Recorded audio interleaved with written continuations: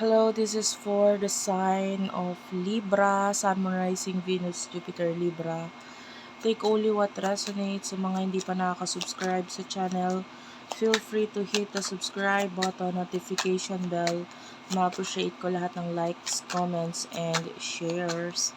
If you want, pwede ka magpabook ng personal reading. Ma-appreciate ko yung pag-subscribe ninyo guys, pag-comment ninyo. So, sana mag-iwan kayo sa baba ng comment. And Madam P, yan yung aming Facebook page. Diyan ka pwede mag-inquire ng personal reading. Nakakonect yan sa aming WhatsApp.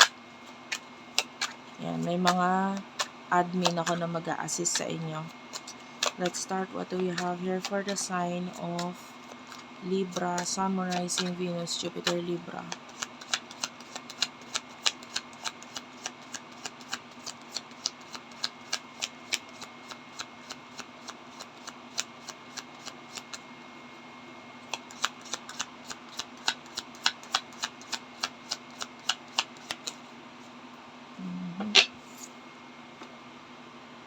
Queen of Pentacles, Ten of Swords, Taurus, Virgo, Capricorn, Gemini, Libra, Aquarius. Bottom of the deck is the Eight of Cups, Cancer, Scorpio, Pisces. Well, I feel like mag-e-end na kung ano man yung toxic energy sa paligid mo. I like this kasi this could be problems or something na pwedeng magdulot ng problema sa'yo in the future. So, ngayon nag-e-end na kung ano man yung mga bagay na posibleng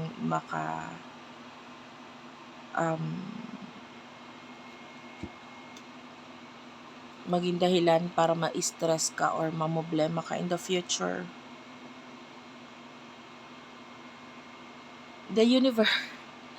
The universe is helping you. God is helping you. Continue mo lang yung prayer mo. Whatever you're doing, it's working. Especially if it's spiritually. Yan. Yung iba, yung mga prayer mo yon. Like I can see yung literal na father figure or parang tatay, parang nagsumbong sa tatay mo, alam mo yan. And then yung tatay mo is going to do something about this. And it's like, this could be the father represents as the universe, as God. And nagpapakita siya na hindi ako papayag na may gumanyan sa'yo or may gawin silang hindi maganda laban sa'yo. So, I'm going to do something about this. I will help you. Parang ganon. Kung may mga kinukuha siya sa'yo, may mga inaalis siya sa buhay mo, it is because hindi mo yun deserve or ganun talaga yun guys. When something or someone is inaalis sa buhay mo, wag mo nang piliting bumalik or wag mo nang piliting wag mong questionin. And why? I can see na it is because hindi mo yun deserve or hindi tinanggal yun for a reason. May reason yun. Okay? So, it could be friends, family, or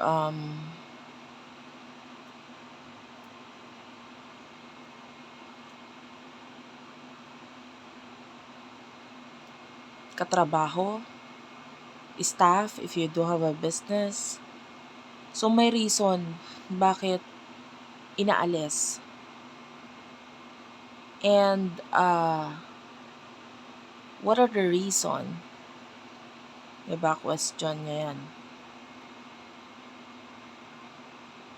Maaari kasing meron silang, God, the universe, your spirit guides also, isama natin dyan.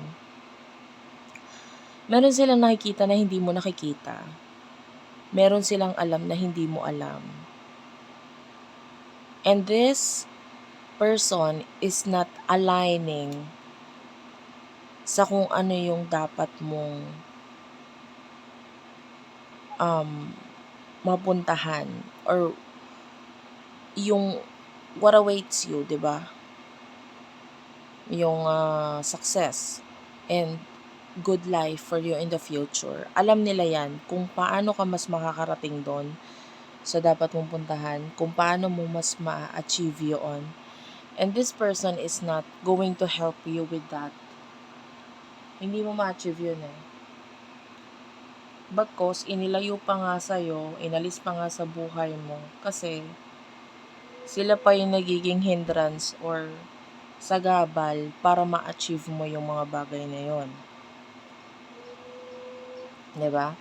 So anyway, what is the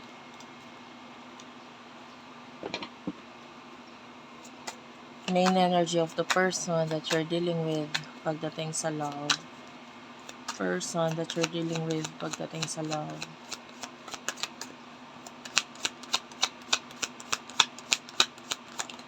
Okay. You do have here the Strength card.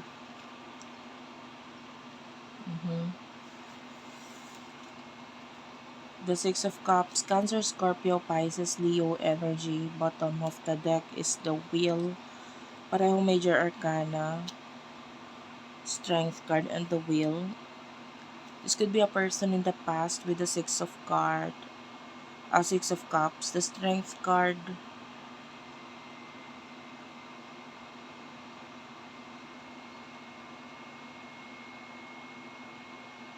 May mga nakukuha tayo ditong energy ng mga taong galit sa kanya.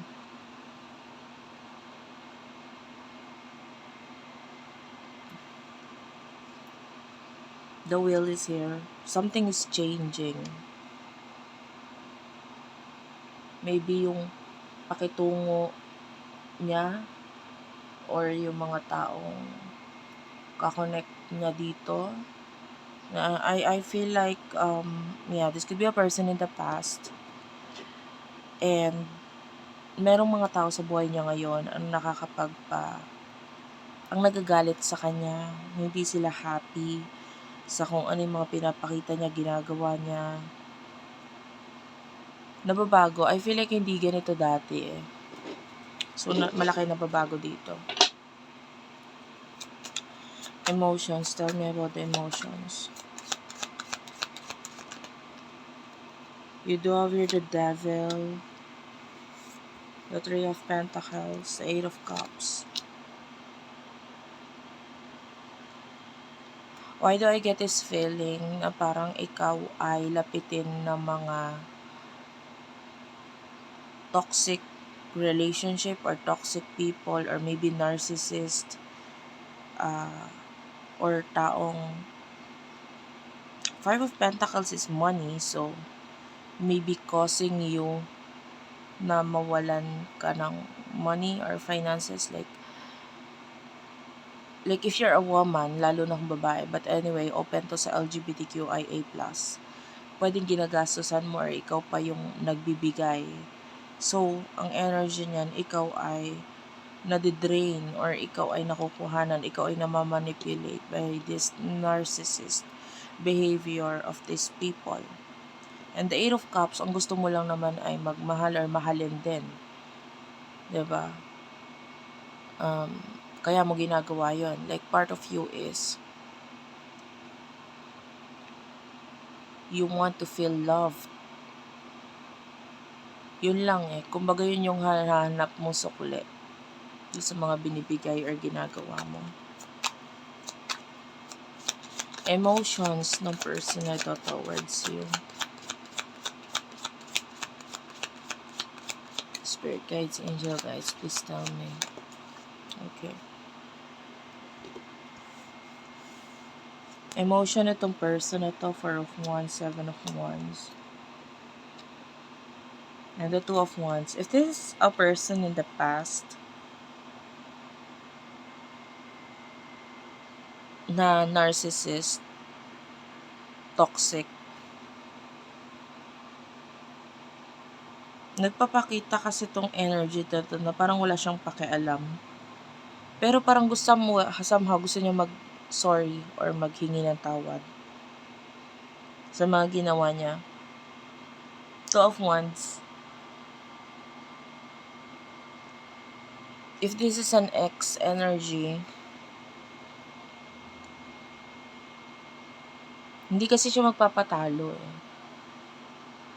And kung gusto mo magbalik or bumalik itong ex na to, or past person na to, the same lang din yung kakalabasan ng connection ninyo.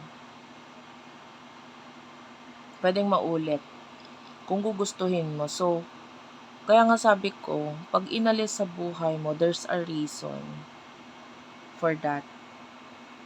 Diba? Ibig sabihin, hindi ito okay para sa'yo. Ngayon, kung pipilitin mo or gugustuhin mo talagang mabalik tong taong to, ang ending yan, the same kung paano nangyari sa inyo dati, ganun din. Pwedeng maulit. Kahit pa sabihin na natin, okay, humingi siyang tawad, pagsisihan niya lahat ng mga ginawa niya. But then,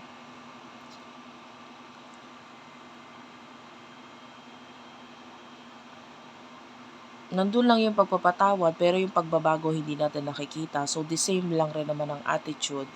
The same lang din naman ang ipinapakita. So, para saan yung pagtawad na yun, paghingi ng tawad na yun, diba? If ever, no, yung iba sa inyo, kung hindi pa nakakahingi ng tawad, nandun yung kagustuhan itong taong to. Pero the same energy. Kailangan mabago is yung pinaka siya mismo. And pag naramdaman mo na yung ganong feeling na okay, nagbago na siya, yun, pwede ka nang somehow magiging at peace. Diba? Doon sa bagay na yon.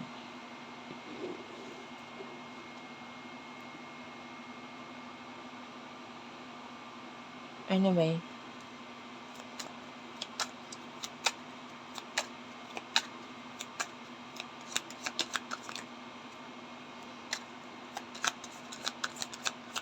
kailangan maramdaman mo muna sa kanya yung pagbabago mismong siya.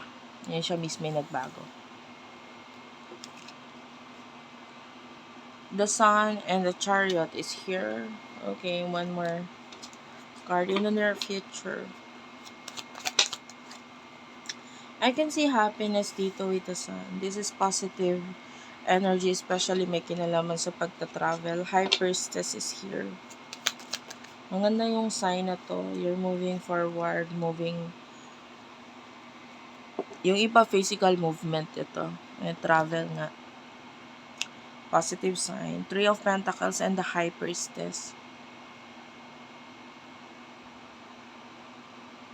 Medyo hindi ko to na natutuwa yung energy ng person. Yung person na kaka-connect mo, it feels like there's some kind of blockage. Kung ba't hindi siya nagkakaroon ng growth? Maybe has something to do with family. Yung iba wala hindi naman family, but rather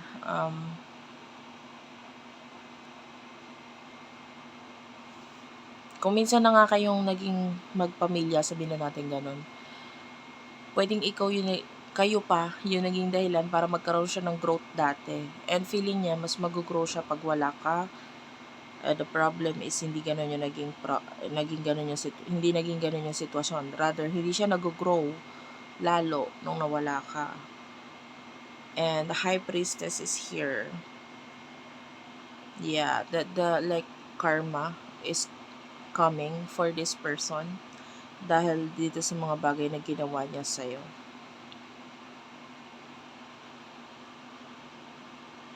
And I can see may mga bagay kang aaralin in the near future. Enjoy mo lang kung ano yung mga bagay na yan. Enjoy mo lang.